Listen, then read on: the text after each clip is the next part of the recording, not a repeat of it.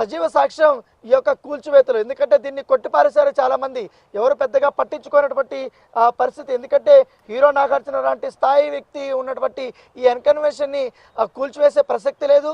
పైగా గత ప్రభుత్వం కూడా ఎన్నోసార్లు ప్రయత్నించాలనుకున్నది, కానీ ఎవరు కూడా ఆ సాహసం చేయలేకపోయారు అని అనేక రకాలుగా సోషల్ మీడియాలో కూడా ట్వీట్లు కూడా చేస్తున్న నేపథ్యంలో హైడ్రా అధికారులు ఎప్పుడైతే ఫిర్యాదు అందుకున్నారో, ఫిర్యాదు అందుకున్నటువంటి మరుక్షణమే వచ్చి వాళ్ళకి లీగల్ నోటీసులు ఇచ్చారు. లీగల్ నోటీసులు ఇచ్చి మీరు ఎంతవరకు కూడా ఆక్రమించారు ఈ కన్వెన్షన్ అనే దానిపై కూడా పూర్తి స్థాయిలో వాళ్ళకి ఎక్స్ప్లెయిన్ చేశారు. ఈ నిబంధనలు కూడా మీరు ఉల్లంఘించారు, ఇది ఎఫ్టీఎల్లో ఉంది, బఫర్ జోన్లో ఉంది.